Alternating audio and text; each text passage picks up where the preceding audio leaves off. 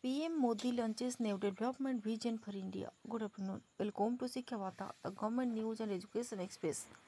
Prime Minister Narendra Modi today unveiled a new vision to boost India's growth and strengthen its global position.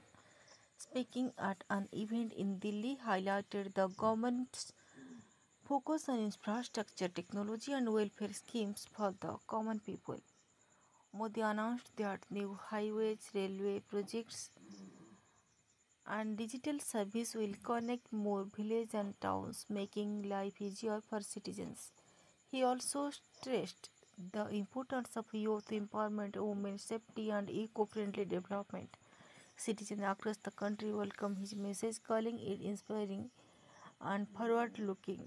Experts believe these steps will help India become a stronger economy and respected voice on the world stage. Bureau Report, Shiksha Vata, New Delhi.